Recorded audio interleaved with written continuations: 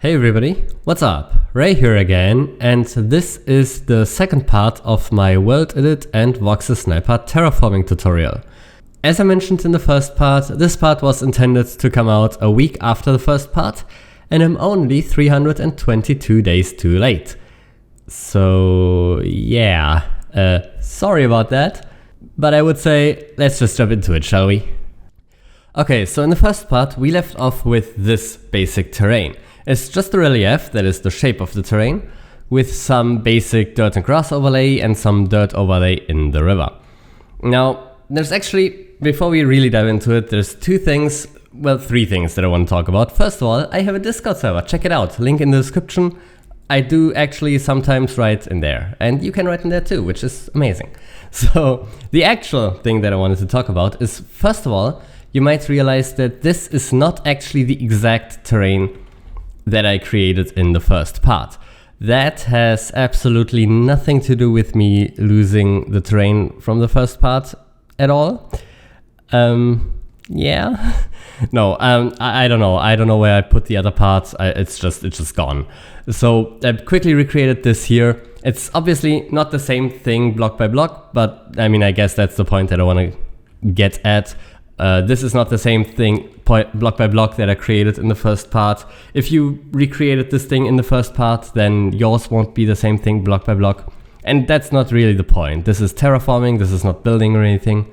So my point is, terraforming is not an exact science. It's more about the general look and the general feel and the general atmosphere of what you're creating, and less about the exact blocks that you're putting down. The second thing that I want to draw your attention to is the river. So if we just quickly jump in here, you can see that I now have some gravel in the middle of the river here. I didn't do this in the first part. I just did it here because, I don't know, just because I decided to do it. But what I realized just when I did this, but I just want to give on to you, I guess, is that if you take a look at the river like this, you can see that it looks pretty bright and pretty shallow. And this is something that you want to keep in mind when you're doing something with water, but also when you're doing something in general, is that the colors that you use and the brightness of the blocks that you use can very much affect the way that things look in ways that you might not even consider. Because if I actually have the area selected, so if I do replace gravel dirt, now the riverbed is completely dirt, and you can see that immediately it's darker, because dirt is a darker block than gravel, but it also looks deeper. It makes the river look like a deeper river, and it also doesn't look quite as clean. If I undo real quick, this makes the river look, well, shallower, but also a bit cleaner, a bit more see-through in a sense, even though it really doesn't change how the water works, obviously, but it does give this kind of effect. And with just these choices of blocks, you can get very different atmospheres. It can be the difference in atmosphere between having more of a gritty, realistic, medieval look, if you will, and this, which would be more of a, I don't know, like happy, fun time, let's forget that serfdom was a thing in the Middle Ages kind of feel, if you know what I mean. So, point that I want to get at with this is basically choose your colors carefully, also experiment with them, see how things look in different configurations, and then consider how the style you build fits in with the theme that you want to convey. So yeah, that's basically what I wanted to get at. And that's the two things I want to talk about. So let's actually get into the real thing, right? Let's go. Now what we'll do in this part of the tutorial won't be any sort of rocket science. We'll mostly be using the techniques that we already talked about in the first part and be using them in a bit of a different way, or maybe a bit of a more advanced way than we did before. In principle though, it will mostly be the same thing. So with that said, let's talk about a bit of overlay. Now, we created this simple overlay in the first part by simply using the VoxelSniper overlay brush and saying, okay, we want to go 2 blocks down with dirt, and then again we want to go 1 block down with grass, and that gave us this simple dirt and grass overlay that works pretty well for flat areas like this. Not so much though for steep cliffs like this one. The reason for that is that we have the overlay over every single column of block. But if you take a look at realistic cliffs, or I should say at real life cliffs, I guess, you will notice that cliffs are already existing in just very steep places. So this area right here would be considered pretty steep. So it doesn't really make a lot of sense to have all of this overlay in this area, because this is so steep, it should just be stone. And that's what we want to create. Now you could go ahead and just go the block by block method and just replace blocks just like this, and just go about the entire cliff and do that, basically just replacing the overlay with the dirt, with the stone, right? You could do that, and for a small cliff that is very viable. But if you're using if you're having a taller or larger cliff, then obviously this would not exactly be feasible. So we want to use VoxelSniper again. We'll once again use the overlay brush to basically re-overlay the whole thing with stone. So we'll simply do B over depth 1. No, we'll go too deep, obviously, because we want to replace both the dirt and the grass. And we'll do V stone, because that's the material that we want to overlay. And we'll also do B2. I'm going to use a small brush here. This is enough. In a slightly larger cliff, you might want to go with 3 maybe. But point is, you want to use a really small brush. So with this, we can then click here and just create our little cliff here. Now remember what I said in the first episode. The overlay brush will never overlay over a block that is higher than itself. So we clicked here, and even though the neighboring block is obviously within range, it isn't overlaid because the top block here is higher than the block that we clicked on. This helps us create a hard line for the cliff. So what we can do now is simply click on and create our cliff here. And again, this is art, not a hard science, so it's not really clear where to create the cliff and where not to, but I'm gonna go with something like this. For over here, the layout of the terrain really creates this kind of jagged line. It doesn't necessarily look that great. I'm just gonna manually replace these 2 blocks, and that just makes that look great. Now we have a nice top line for this cliff, but we don't really have a nice bottom line for this cliff at all. But we can just do V dirt and just reapply the normal dirt and grass overlay that we did before. So what we would do is simply create our dirt overlay back here, and we'll be very deliberate with where we will go with our dirt and grass overlay and where we want to leave stone. And I think this is actually already good enough. Well, at least good enough for the tutorial. Obviously, if you're creating real terrain, you can spend hours and hours on a single area. So what we're going to do is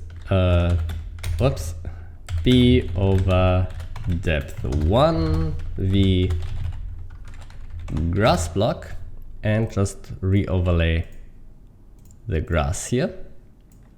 And that is basically that. That gives us this cliff. Again, you can spend more time to make it look even greater, but this is a tutorial, and that's the basic principle. You create a stone overlay to replace the dirt and grass overlay, and you will use the functionality of the overlay brush to create to properly shape the top line of the cliff. And then you will once again go with the dirt and grass overlay and use the functionality of the overlay brush to create the lower line of the cliff. And that's basically that. Alright, so we want to create some paths and some fields over here. So we'll just start with that. For the paths, we'll actually use a rather common building technique, and that is creating the shape of what we want to use, what we want to build first, with a single block, preferably a block that we're not actually going to use in the final build. And then we are going to replace that single block with the pattern that we want to use. So what I would do is I would do brush, sphere, and then the block that I want to use, I'm just going to use yellow wool, if I can type properly, there we go. Yellow wool is just, or wool in general, like colored wool is very common to use in these kinds of things because it basically allows you to draw in the world, which is really good for planning things out and for just getting the shape in before you're then getting the texture in with the block pattern. So we're going to use yellow wool. I'm going to go with 2, I think. Let's just see. Yeah, that should be enough. We obviously don't want to create solid spheres. We want to create just a path. So what we're going to do is mask, and we'll mask it to below air. That just replaces the top layer of soil with what with the block that we want to have. And this allows us to just paint over and just like this create the paths that we want. So it's really just a matter of holding down right click and just dragging the mouse wherever you want your paths to be. So I'm just going to paint out these paths like this, just so that we can then have some fields in between. And this is already it, right? It's really not anything difficult. Obviously you can spend more time in making the paths maybe a bit more curved and whatnot, make them look a bit better, I guess, but we don't really care about that here in the tutorial. What we do care about is replacing this with our block pattern. Now, for this, I actually have a file where I have block patterns stored, or material patterns I'm calling them. So I'm just going to copy this from my file, and I'm actually going to paste this in the description so that you can just copy it yourself if you want to. But of course, I do encourage you to experiment with your own patterns a bit and see what you like. Now, there are 3 ways that we can actually replace all of this with our pattern. The first one would be to take the wooden axe and to select the area and then do the simple replace command. The second option is creating another brush with our material, or with our material pattern that is, and then masking it to the block that we used, yellow wool in this case. The third option, the quickest option, but also the option that gives you the least control, is the replace near command, which I think we haven't looked at in the first episode. So we're going to use that. So what you want to do is replace near, there we have it. And what replace near does is it basically just applies the replace command to a sphere around you.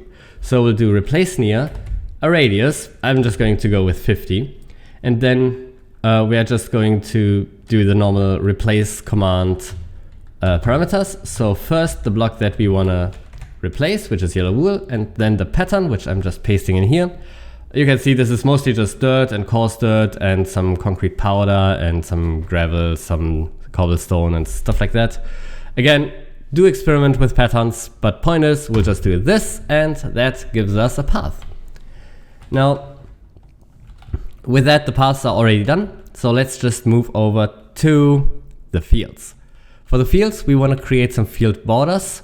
We'll actually do 2 types. One would be a cobblestone border and one would just be a fence, really. So for the cobblestone border, what we'll do is we will use another type of wool and we'll just build with it.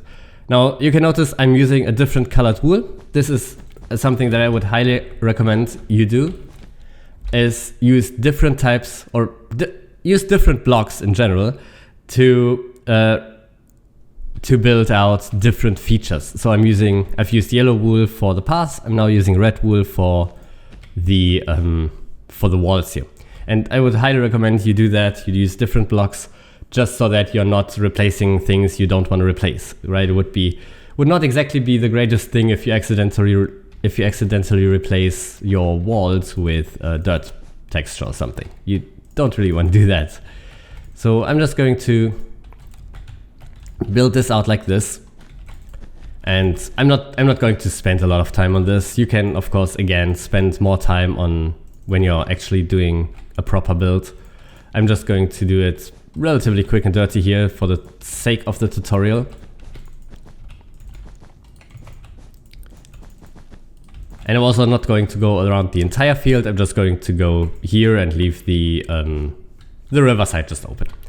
So we'll replace this with a material pattern later, but we can first do some randomization. Now you can do this before or after, but the point is at some point you want to do some randomization. So let's just do that. I'll time-lapse this, I guess, because there's really not much to say about this. This is more of a building technique anyway, so not really the focus of this tutorial.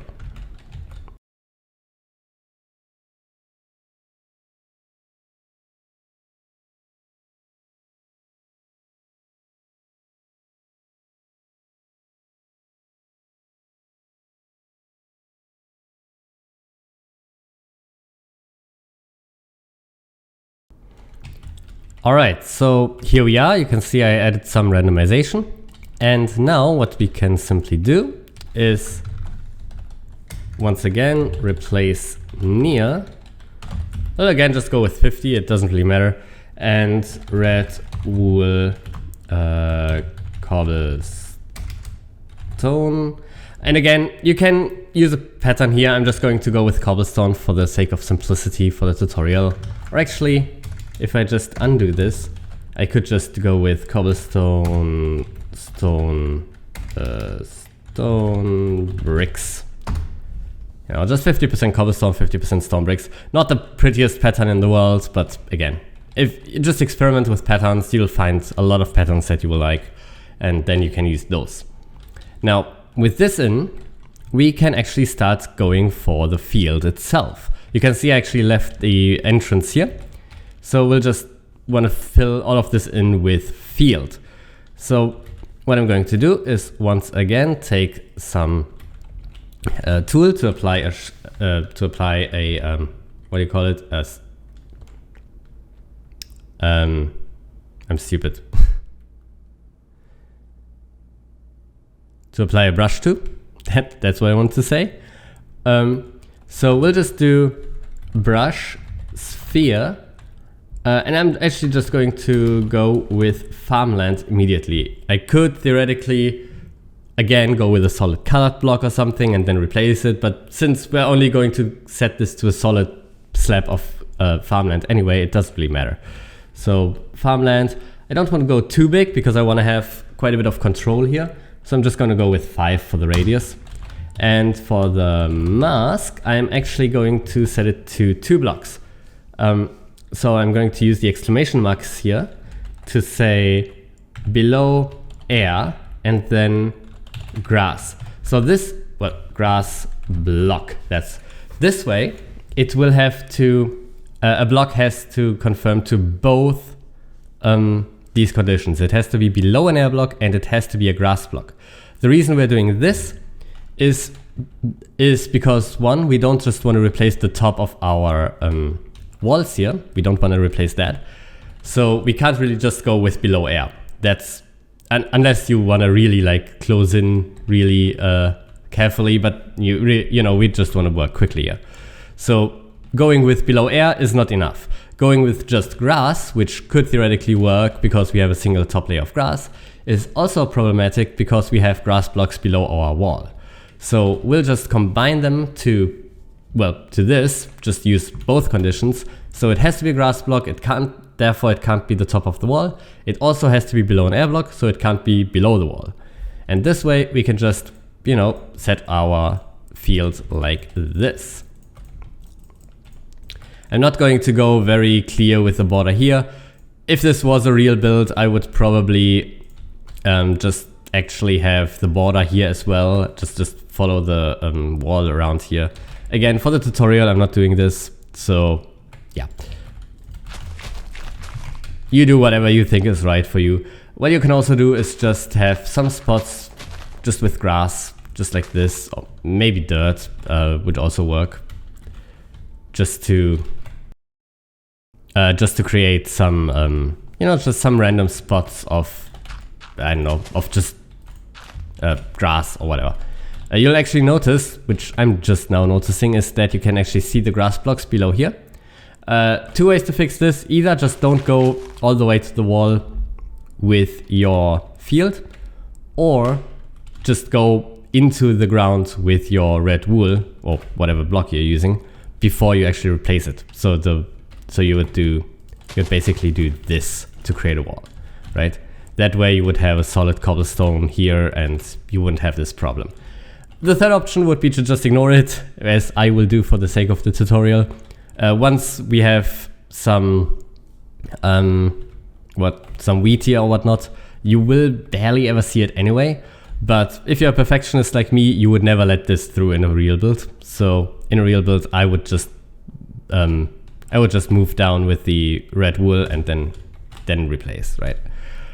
Anyway, with all of this done, we want to actually create the plants for the fields. And I actually have a pattern for this somewhere in my file. I will once again post it in my in the description.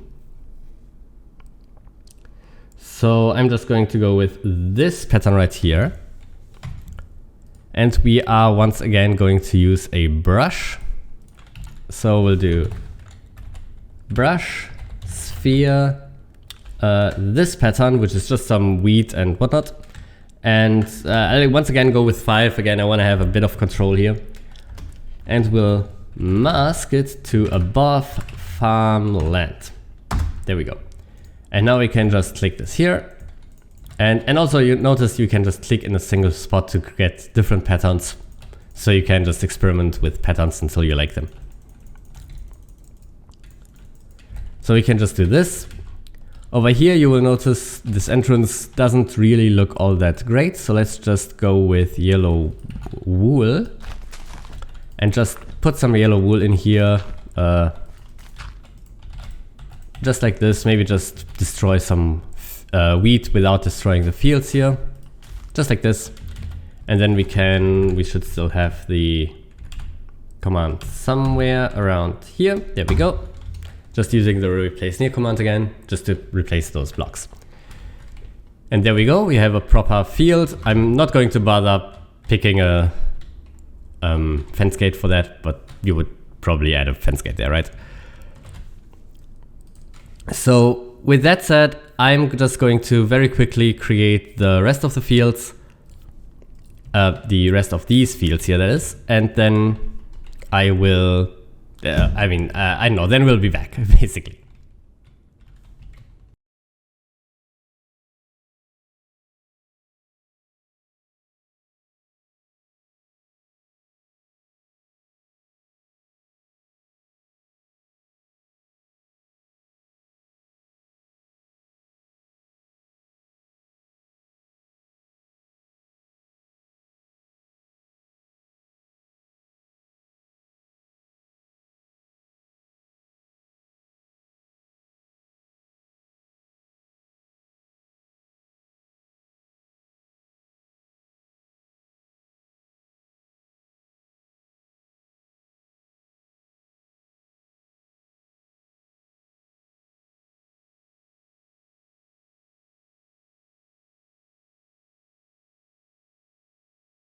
Alright, now for foliage that is not fields, let's actually get to detailing, well, everything that is not fields. So the first thing I want to do is I want to actually select the entire area here. And I just want to replace this grass overlay because I don't want to have a solid grass overlay.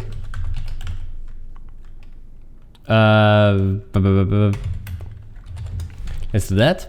So I don't want to have a solid grass overlay. I want to do something like replace grass block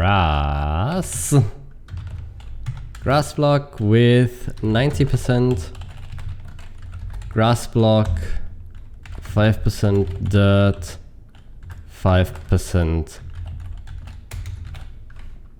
coarse dirt. That just replaces the grass with this kind of stuff, and this does look kind of stupid right now, but you gotta keep in mind that we are going to add foliage like tall grass and all that kind of stuff on top. Whoops. There. So once we actually added grass on top, it will not look stupid anymore. And I think it looks way better when you have these little patches of dirt in there, just because it makes it look less uniform, you know? This is up to you. You can just leave it out if you really don't like this, but I just like to do it. So yeah. Also, if you are having like a savanna type of area or something like that, then you can also have a higher degree of, a higher proportion of dirt in here, and maybe even some sand and stuff like that. Again, experiment with patterns, do whatever you like, or find out whatever you like, I guess. So anyway, I'm going with this. And now that we have this, obviously, side note, you can, of course, if you're having a bigger area, you wouldn't select the area and then do it. You would probably use a brush or something. You know how to do that now. So what we're gonna do next is actually build some smaller foliage. Or actually, I just wanna do it, and I wanna show you how I do it usually. So what I'm going to do is just pick myself a log and some leaves, and we're just going to create some little bushes and stuff like that. I won't create too many because, again, tutorial and stuff, but the point is I just want to show you how I do this. It's basically just like that. Maybe randomize it with some different leaf materials, and again, just try things out and see what looks good. And that way you can build little bushes like this one. And I can just spread some around, and I will probably, once again, time-lapse this a bit. But the point is, we can do it like this, and then just have bushes like this. And these, once we actually added all the tall grass and stuff like that, these will actually really help sell that this is like wildlands, this is not managed or anything, right? This is just shrubbery and all that kind of stuff.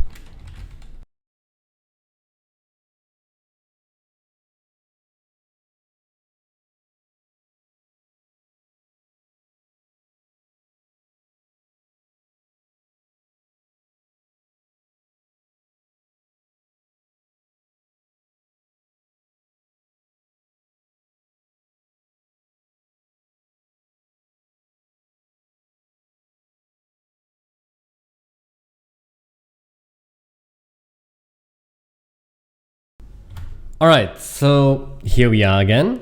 We have some bushes built. Again, something that you can spend way more time on to make them way more detailed and more varied and things like that. I just built a few for the sake of the tutorial. That's what I wanted to say. And now with that done, we are going to add the grass cover. So again, I have a tool out here, so we're going to add a brush.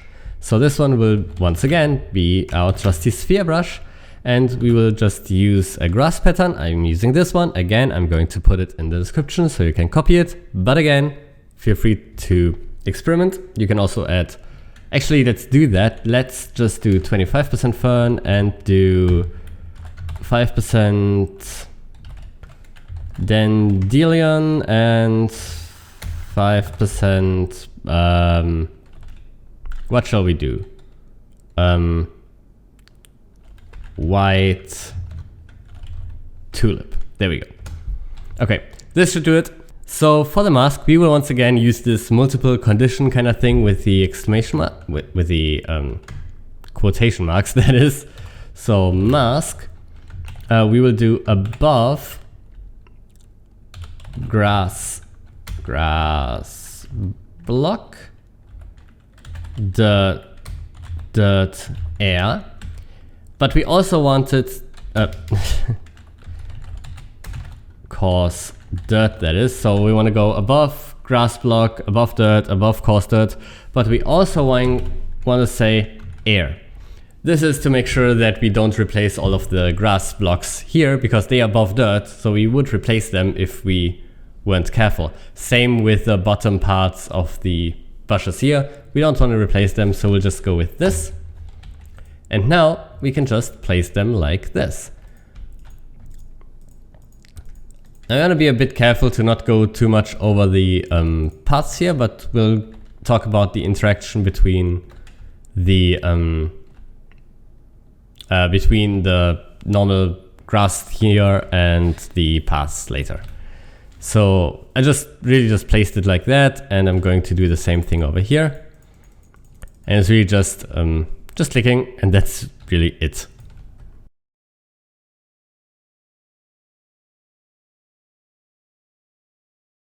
Alright, here we are again, and you can see everything looks way better with some tall grass spread over the entire surface. Actually, there's some stuff missing there. So we have spread all the tall grass, but we don't really have a good interaction between just these fields that we just created and the paths themselves. You can see a bit is just overlapping here, and some places are just empty and things like that.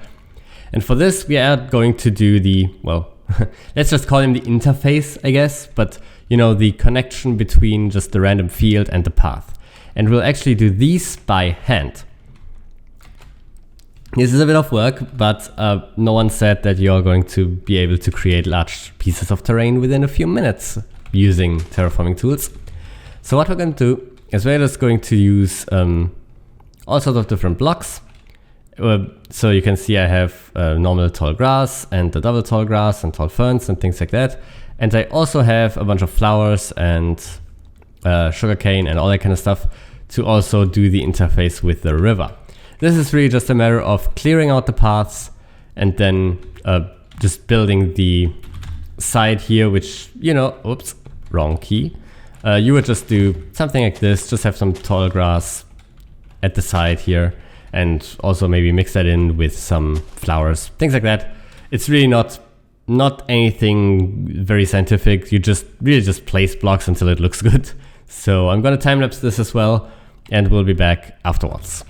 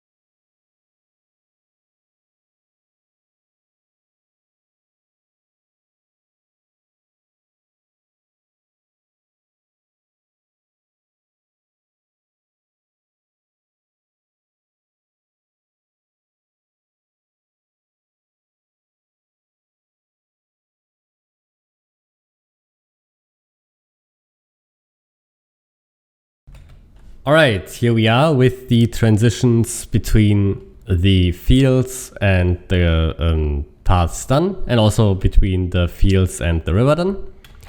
You can see that, well, for one, that I basically created some rules for the placement of certain plants.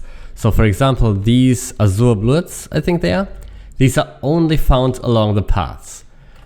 And when you take a look at the lilacs and the, are they blue orchids? I don't know, but the blue flowers there, they are only found along the river.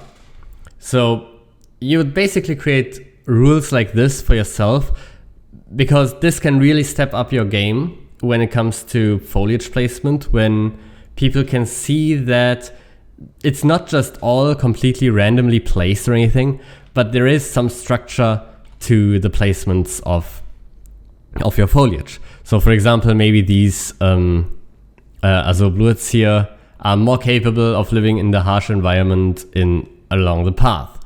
And maybe these lilacs and blue orchids, or whatever they are called, maybe they actually need a lot of water and a lot of moisture, so they can only live near rivers and things like that. And creating rules like these, obviously I have absolutely no idea what the real life flowers actually have in terms of living conditions, but it doesn't really matter anyway, right? You just create these rules for yourself and you just want to stick to them in your entire project just to be consistent, you know. And then, yeah, you can just create this kind of structure to your foliage, which really improves the structure of or the looks of your terrain. This is not limited to flowers, by the way. In this terrain, I have tall grass exclusively around the river and around the paths. This double tall grass, I mean, right? You can also spread them around everywhere and then have increased amounts at the river. This is what I like to do sometimes. You can also include the bushes and things like that. You can have more towards the river, or maybe bigger ones or different ones towards the river, things like that.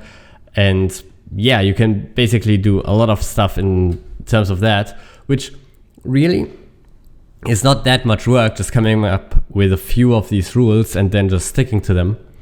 This is really not much work, but it really adds so much to your terrain.